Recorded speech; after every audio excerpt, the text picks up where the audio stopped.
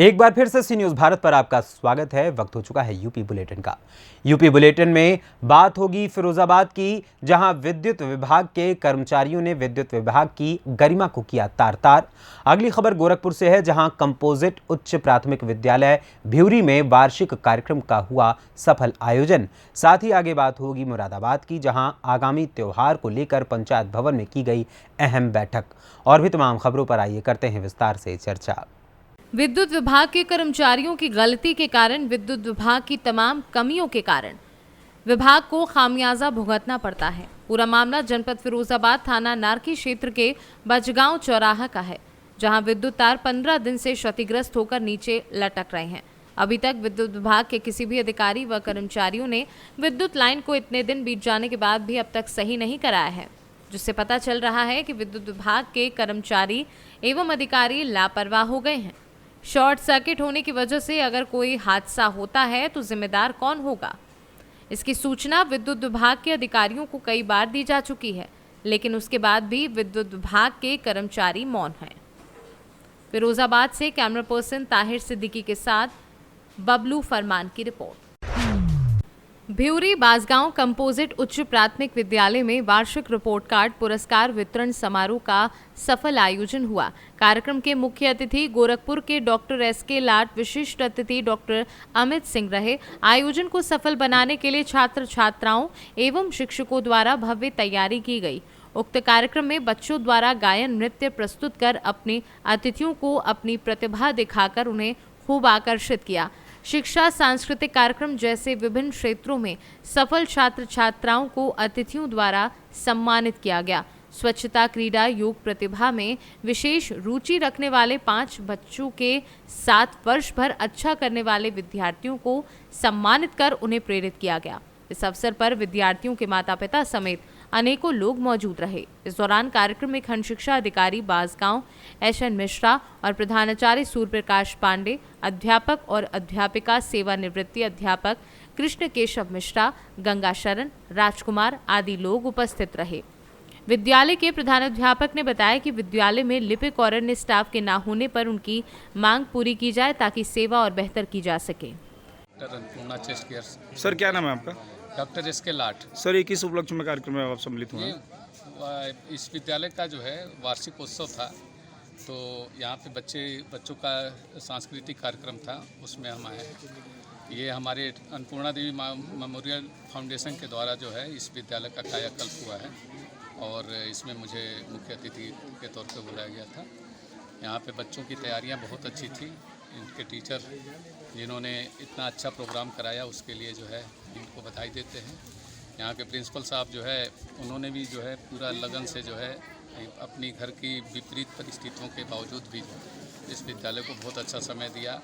बच्चों के अंदर इसमें कई बच्चे तो ऐसे हैं कि जो योग में और हर चीज़ों में बड़े पारंगत हैं और इनका कला संस्कृति और इन लोगों के अंदर रुझान भी नृत्य संगीत इसमें बहुत अच्छा है और हमें बड़ी खुशी हुई यहाँ आकर के और हम इन बच्चों के उज्जवल भविष्य की कामना करते हैं। लोग जो सर कुछ कलाएँ दिखाए गए हैं बच्चों द्वारा, नृत्य और जो गायन है, इसको लोग आप क्या कहना चाहेंगे? नहीं, बहुत ही बढ़िया रहा, बहुत अच्छी कोटि का बच्चों का जो है नृत्य संगीत के लिए जो इनका भाव था और जो इनकी प्रस्तुति थी दोनों बहुत उत्तम थी। आगे के बच्चों के लिए कुछ और कहना चाहेंगे? हाँ, बच्चों के लिए तो मैं ये कहना चाहूँगा, जो हमारा ट्रस्ट है वो ये है कि जो भी बच्चा अगर बहुत आर्थिक रूप से कमज़ोर है और आगे 9th के बाद से, चूँकि ये स्कूल 8 तक है, तो इसके बाद जो भी पढ़ना चाहेगा, अगर उसके माता पिता नहीं पढ़ा पाएँ तो हमारे ट्रस्ट की तरफ से वो पढ़ाई करेगा, उसकी फीस हमारा पूरा ट्रस्ट देगा। ठीक है sir, thank you so much. Sir, ये क्या नाम है सर आपका? सूर्य प्रकाश पांडे। सर, ये कार्यक्रम किस उपलक्ष्य में रखा गया था? कक्षा 8 से जो बच्चे पास हुए उनके साथ कक्षा 1 से 8 तक हर क्लास में 3 वैरायटी बनाया हमने, प्रथम द्वितीय तृतीय, लड़कों का अलग लड़कियों का। 8 क्लास में 48 बच्चों को मेडल और 5 विशेष बच्चे जो संयमित स्काउट बढ़िया कराते हैं, सफाई की व्यवस्था देते हैं, अनुशासन का 5 उन्हें भी गोल्ड मेडल दिया गया। सर, मतलब आपके स्कूल में सरकारी विद्यालय है, शिक्षा व्यवस्था कैसी रही है इस पारिवार्षिक व्यवस्था की?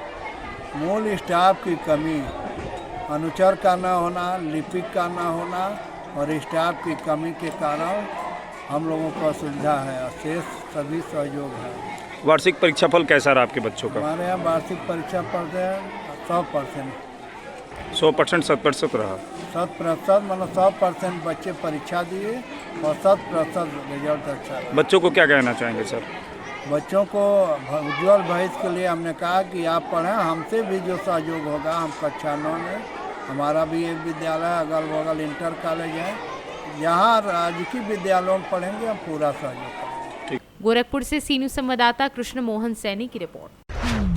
उत्तर प्रदेश के जनपद मुरादाबाद के पंचायत भवन में एक मीटिंग आयोजित की गई, जिसमें सभी थाना प्रभारी और मुस्लिम क्षेत्र और अलग अलग क्षेत्र के लोग भी मौजूद रहे। एसपी हेमराज मीना ने जानकारी देते हुए बताया कि सभी लोग आगामी त्योहार मिलजुल कर बनाएं और भाईचारे से मनाएं और सभी को आने वाले लोकसभा चुनाव में भरपूर मतदान करने की भी अपील की।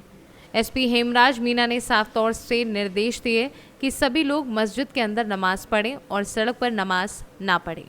उन्होंने और क्या कुछ बताया, आइए आपको सुनवाते हैं। लोकसभा चुनाव में नजदीक है, आगामी त्योहार में आज वॉलंटियर्स के साथ में मीटिंग की गई, किस तरीके के निर्देश?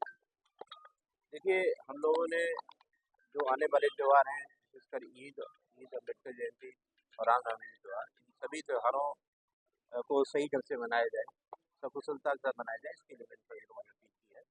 और चूँकि लगातार ये इस दौरान निर्वाचन भी है, निर्वाचन का कार्य भी चल रहा है, आचार संहिता का अनुपालन सभी लोगों को करना है, उसके संबंध में विस्तार से बात की है और यहाँ पर सभी लोगों ने आश्वस्त कराया है। हमारे लिए सबसे बड़ी बात यह है कि कहीं पर भी जो ईद के समय जो नमाज है वो पूजा स्थलों पर ही हो, सड़क पर ना हो, ये हम लोग सुनिश्चित कराएंगे। इस बात को भी उनसे अपील की है और उन्होंने आश्वासन दिया है कि वो नमाज जो ईदगाह में होगी या मस्जिदों में होगी। इसके अलावा मैंने सभी से अपील की है कि जो भी कार्यक्रम आयोजित आप लोग कर रहे हैं वो सुविधा ऐप के माध्यम से अप्लाई करना चाहिए उनको। बड़ा आसान है, सुविधा ऐप को डाउनलोड कर लें और अपनी परमिशन 48 घंटे से पहले ही डाल दें, तो अपने आप घर बैठे उनको परमिशन मिल जाएगी। सभी विभाग के पास चला जाता है, वो अपने उनको लगा देते हैं, परमिशन मिल जाती है। इसी तरह मैंने सी विजिल ऐप के बारे में भी लोगों से कहा है कि जहाँ कहीं भी आपको आचार संहिता का उल्लंघन दिखाई देता है तो उसका फोटो खींचे और एक लाइन लिख के भेज दें। ऐसे फोटो से अपने आप स्पष्ट हो जाता है कि ऐसा उल्लंघन हो रहा है और तो वो 100 मिनट के अंदर हम लोग उसका निस्तारण करते हैं। तो मैं ये 2 ऐप के बारे में उनको डिटेल से बताया और उनसे बात की अपील की गई है कि आचार संहिता का पालन करते हुए हम लोग ईद के त्यौहार को, हंसी खुशी का त्यौहार है, इसको बहुत अच्छे से मनाएंगे। और सभी ने आश्वस्त किया कि इस प्रकार अच्छे ढंग से त्यौहार मनाए गए अभी तक, वो इसी तरह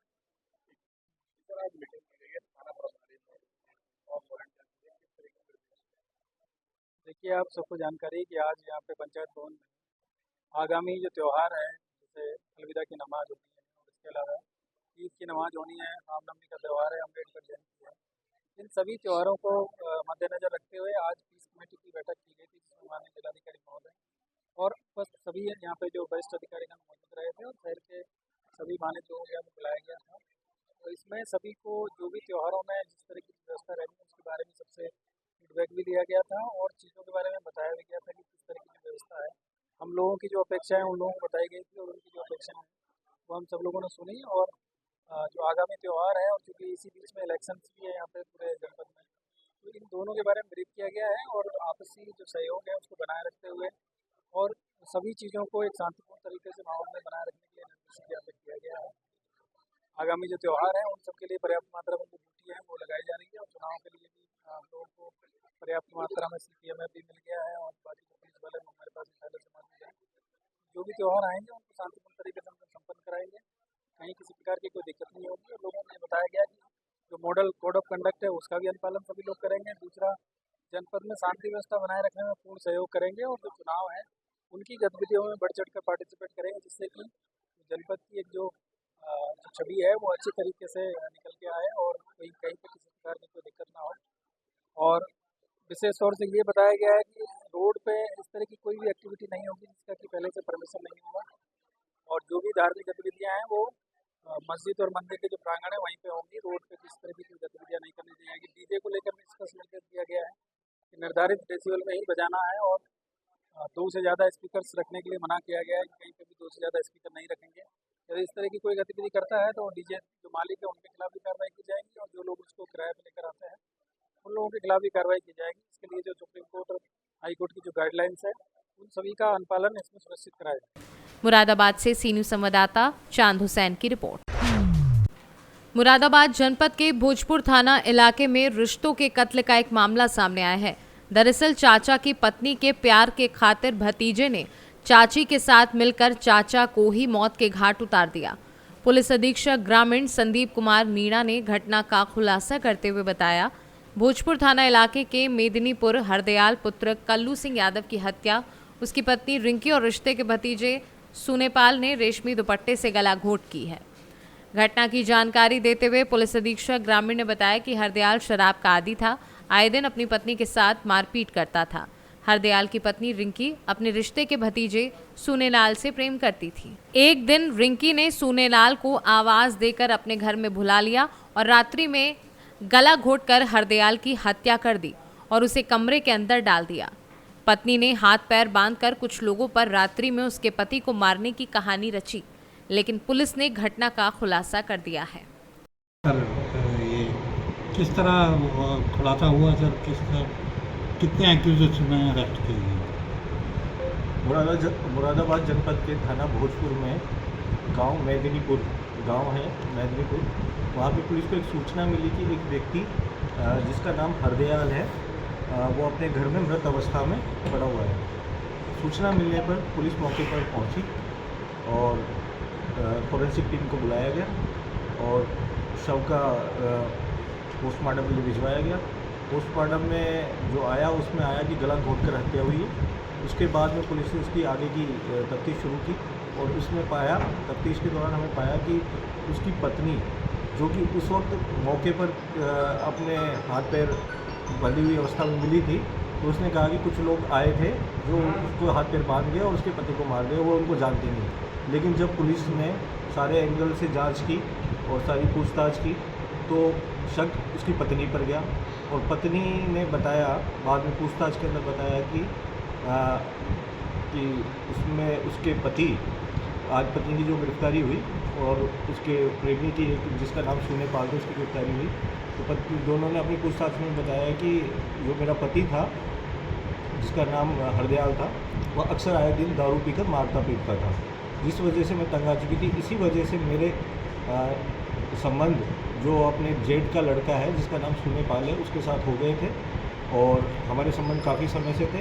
मैं बार बार सुनेपाल को भी बोलती थी कि इसको रास्ते से हटा दो, तो हमने एक प्लानिंग की। प्लानिंग के तहत हमारी 2 तारीख को हमारा आपस में झगड़ा हुआ पति के साथ। उसके बाद में मैंने अपने पहले जेठ के लड़के को बुला लिया रात को और फिर हम दोनों ने मिलकर जो कि दुपट्टे से गला घोंटा, जो दुपट्टा उसकी पत्नी का ही था जिसका नाम रिंकी है, दोनों ने मिलकर उसका गला घोंटा और गला घोंटने के बाद उस दुपट्टे से उसके हाथ पैर बांध दिए और बाद में जब आज ये दोनों भागने की फिराक में थे और पुलिस ने इनको पकड़ लिया और अपनी पूछताछ में इन्होंने अपना पूरा जुर्म कबूल कर लिया है। ठीक है। मुरादाबाद से सीनू संवाददाता चांद हुसैन की रिपोर्ट। भीम आर्मी प्रमुख एवं आज़ाद समाज पार्टी के संस्थापक चंद्रशेखर आज़ाद को गोली मारने की धमकी के मामले में शिकायत लेकर आज़ाद समाज पार्टी के जिला अध्यक्ष कर्णवीर सिंह आज कार्यकर्ताओं के साथ एसएसपी से मिलने पुलिस लाइन पहुंचे और एसएसपी को ज्ञापन देकर मामले की कार्यवाही की मांग की है। इस विषय में कर्णवीर सिंह ने क्या कुछ बताया, आइए आपको सुनवाते हैं। मेरा नाम कर्णवीर सिंह है, जिला अध्यक्ष आज़ाद समाज पार्टी भीम आर्मी। आज आप पुलिस लाइन पहुंचे हैं, क्या पूरा मामला है ये? देखिए, अभी कुछ दिन पहले जो है चंद्रशेखर आज़ाद जी को, हमारे राष्ट्रीय अध्यक्ष आदरणीय चंद्रशेखर आज़ाद जी को गोली मार दी गई थी देवबंद के अंदर। लेकिन 2 तारीख को अभी एक ऑडियो वायरल हुआ है और उसमें ये कह रहा है वो लड़का कि मैं चंद्रशेखर आज़ाद जी को पहले तो बच गया, लेकिन वो पहले भी मेरी मासी के लड़के ने गोली मारी है, लेकिन अब पहले तो बच गया लेकिन अब नहीं बच पाएगा। मैं उसका जो है गोली मारूंगा और उसकी जान संभालने का पूरा काम सोच रहे हैं। कहाँ का लड़का है वो? कौन? देखिए, ये तो मुझे मालूम नहीं है कहाँ का लड़का है, कौन है, लेकिन उसका नंबर मेरे पास में है, जिस नंबर से उसने गाली गलौज किया और पूरे समाज को जो है गाली गलौज कर रहा है। माननीय चंद्रशेखर आज़ाद जी को धमकी दे रहा है और गोली मारने से, दोबारा से गोली मारने का के लिए कह रहा है और बाबा साहब डॉक्टर भीमराव अम्बेडकर जी को भी अपशब्दों का उसने बोला है। चंद्रशेखर जी को अब तो सुरक्षा मिल गई है, लेकिन चंद्रशेखर आज़ाद जी को सुरक्षा मिलने के बावजूद भी तब देखिए कितना हौसले बुलंद है। अब किसी का फ़ोन भी आया कि हाँ उसको जो है माफ़ कर दीजिए, उसको जो है बुला लेंगे हम, लेकिन देखिए बीजेपी नेता ऐसा फ़ोन भी कर रहे हैं। कितना बड़ा अत्याचार है। कौन नेता है, क्या नाम? अभी नाम नहीं मुझे उसने बताया क्या नाम है, लेकिन बीजेपी नेता का किसी का फ़ोन आया था कि हाँ उसको जो है माफ़ कर दीजिए, वो आगे से नहीं ऐसा करेगा। किस तरह की धमकी दी है उसने कहा कि गोली पहले तो बच गया, लेकिन अब भी जो है बच नहीं पाएगा। आज आप कहाँ आए थे, किससे मिले? आज हम एसएसपी महोदय से मिलने के लिए आए हैं और अपने ज्ञापन के माध्यम से जो है अवगत कराना चाहेंगे। एसएसपी साहब से बात करेंगे। सहारनपुर से सी न्यूज़ संवाददाता सुरेंद्र सिंह की रिपोर्ट। खबर उन्नाव से है, जहां एक ट्रांसफार्मर में भीषण आग लगने से हड़कंप मच गया है। मुख्य बाजार और बैंक के पास लगे ट्रांसफार्मर में आग लगने से हड़कंप मच गया है। आग की सूचना स्थानीय लोगों ने दमकल विभाग की टीम को दी है, जिसके बाद मौके पर पहुंची फायर ब्रिगेड की टीम ने कड़ी मशक्कत के बाद आग पर काबू पाया है। वहीं ट्रांसफार्मर में आग के कारण सैकड़ों घरों की बिजली गुल हो गई है। आपको बता दें कि उन्नाव सदर कोतवाली क्षेत्र के उन्नाव शहर में एसबीआई मेन ब्रांच के पास एक ट्रांसफार्मर में देर रात अचानक आग लग गई। आग लगने से ट्रांसफार्मर धू धू कर जलता रहा। स्थानीय लोगों ने इसकी जानकारी दमकल और बिजली विभाग को दी, जिसके बाद मौके पर पहुंचे दमकल और बिजली विभाग ने मशक्कत कर आग बुझाई। इस दौरान सैकड़ों घरों की बिजली गुल रही। बिजली विभाग ट्रांसफार्मर को बदलेगा, जिसके बाद विद्युत आपूर्ति सुचारू ढंग से शुरू हो सकेगी। सर, एसबीआई बैंक के सामने ट्रांसफार्मर में आग लगी थी, किस तरह से सूचना मिली, किस तरह से आग पे काबू पाया? मैं किसी सरकारी काम से ऑफिस टाइम नहीं था, लेकिन फिर मैं कुछ काम से बैठा था और एसबीआई के जो मैनेजर साहब हैं सौरभ सिंह जी, उन्होंने मेरे पर्सनल फ़ोन पे फ़ोन किया और बोले कि सर मेरे बैंक के सामने जो ट्रांसफार्मर उसमें आग लग गई है और उससे मेरी बैंक भी प्रभावित हो सकती है। तो तत्काल मैंने जो है यहाँ से टर्न आउट कराया और मैं स्वयं आग पर निकल लिया और वहाँ पे जाकर के सीधे पहले चार्ली को बोल करके मैंने जो विद्युत आपूर्ति उसको मैंने सप्लाई जो बंद करवाई, क्योंकि उसे करंट लगने का डर रहता है। और उसके बाद होज रील के माध्यम से उस पर फुहार डाल करके और प्रेशर के साथ उसको बुझाने का प्रयास किया गया और बहुत कम समय में उसको काबू कर लिया गया। थोड़े ही और देर बाद जो है आग पूरी तरह से बुझा ली गई। उन्नाव से सी न्यूज़ संवाददाता अजय कुमार की रिपोर्ट। फिलहाल के लिए इस यूपी बुलेटिन में बस इतना ही, लेकिन आप कहीं मत जाइएगा क्योंकि एक छोटा सा ब्रेक यहाँ पर लेंगे और ब्रेक के बाद पुनः हाजिर होंगे कुछ और खबरों के साथ। तब तक के लिए आप बने रहें सी न्यूज़ भारत के साथ। हर खबर आपके साथ, आपके हाथ।